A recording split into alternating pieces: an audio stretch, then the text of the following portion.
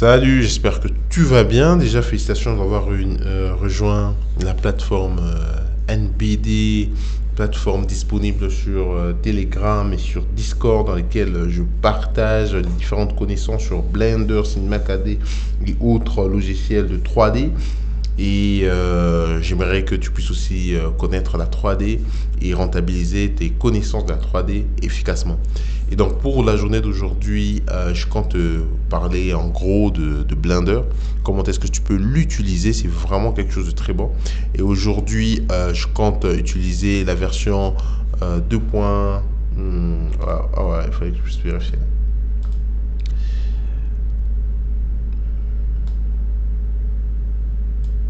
Ok. La version 2.83.1 et c'est une version là, c'est la version la plus récente par rapport à la journée d'aujourd'hui, le 1er août 2020.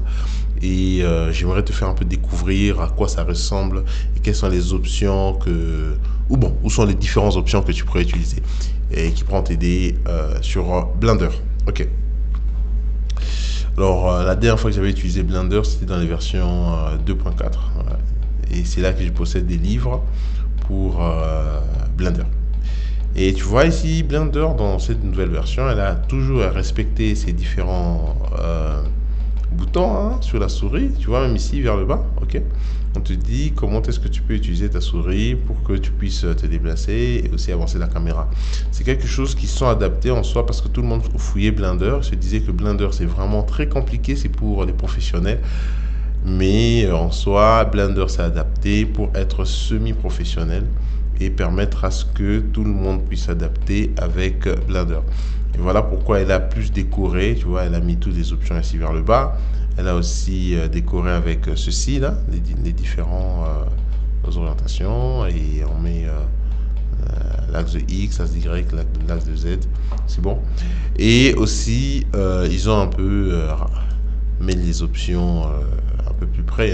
Si tu n'as pas envie d'appuyer certaines combinaisons de clavier, tu peux toujours venir ici, ok, et tu fais le travail.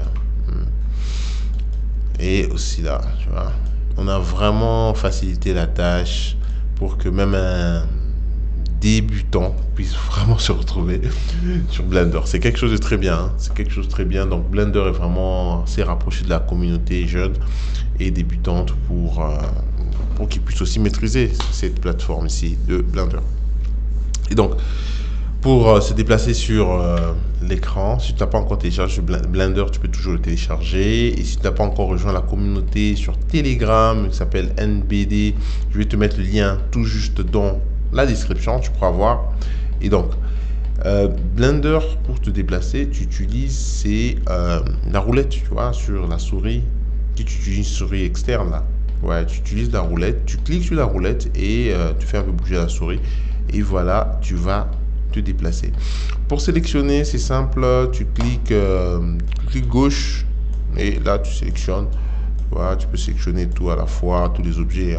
Et ça se voit quand tu sélectionnes, c'est déjà colorié. Et aussi, tu vas constater de ce côté-ci, sur la scène, c'est sur la collection de scènes, tu vas voir que ouais, c'est sélectionné une certaine couleur. Les couleurs peuvent être modifiées, c'est quelque chose de bien. Et si tu viens télécharger, tu te rends compte que le Blender que tu utilises est en anglais. Alors tu pars sur éditer, tu pars dans les préférences et là tu spécifies la langue et aussi le type de thème que tu vas utiliser pour ton Blender. Par exemple sur le thème, ouais, c'est d'abord sur l'interface, excuse-moi. Alors d'abord sur l'interface, tu précises la langue, ok. Voilà, moi j'ai mis en français, il y a en anglais, il y a encore en portugais, tout ça, mais en espagnol, en espagnol, ok. Et en portugais et autres langues. Il n'y a pas en swahili là, il n'y a pas en swahili africain, ça c'est pas possible.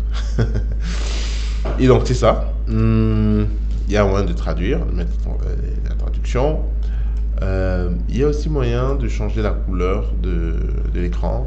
Tu vas voir dans les interfaces ici, on va te proposer de mettre une couleur. Et quelle est la couleur que tu préfères? Est-ce que c'est noir? Est-ce que c'est coloré? Est-ce que tu préfères que ça soit clair? Est-ce que tu aimerais qu'il puisse avoir une certaine police pour que ton Blender soit, tu vois, assez spécial? Mais je te recommande pas de trop faire des configurations. Pourquoi? Parce que au final, tu ne sauras pas t'adapter avec une autre machine, surtout lorsque tu as un petit souci, ou bien tu te déplaces trop, tu vois, tu utilises plusieurs ordinateurs. Et quand tu vas utiliser un autre Blender, ça risque de sérieusement te compliquer. Donc, vaut mieux que tu puisses laisser les paramètres par défaut, le plus par défaut, tu vois, pour que ça puisse pas trop te compliquer lorsque tu changes de PC. Donc, tu mets la langue et le tour est joué. Ça devient à peu près en français. À peu près, parce que tout n'est pas vraiment en français. Il y a toujours de l'anglais qui reste. Donc, il ne faut pas avoir peur de l'anglais, c'est normal. L'anglais, c'est la langue du commun des mortels. Ok. Alors, ici, tu vas voir qu'il y a les grands anglais qui sont là. Et au final, il y a les différents points là que tu dois connaître nécessairement, parce que le layout, c'est par défaut, ça s'ouvre là. Quand tu veux modéliser et que tu veux que les différentes options soient vraiment près de toi, tu peux utiliser cela. Quand tu veux texturer, et là tu vois un peu, c'est vraiment adapté et on te met déjà avec les options de texturing. Et lorsque tu te concentres maintenant sur l'animation, voilà, il y a déjà le rendu à côté avec la caméra. Ça utilise cette caméra ici pour faire le rendu. Et donc, tu es vraiment sûr que, voilà, désolé. Voilà, que tout vraiment est dans le bon, tu vois. Parce que lorsque tu déplaces le carré, tout ça, ça se fait aussi le rendu de ce côté. Donc, vaut mieux utiliser les différentes options qui sont là pour mieux faire ton job, ton travail sur Blender. Ok. Je ne dis pas que je suis professionnel, hein. Je suis vraiment amateur, mais j'aime trop la 3D. Et j'aimerais aussi aider ceux qui aimeraient aussi connaître la 3D. Ok. Ici, normalement, c'est là que tu vas commencer à enregistrer les clés pour ton animation. Tu pourras enregistrer l'objet à tel niveau, tel autre niveau, tel autre niveau. Et au final, ça fait une line, une spline.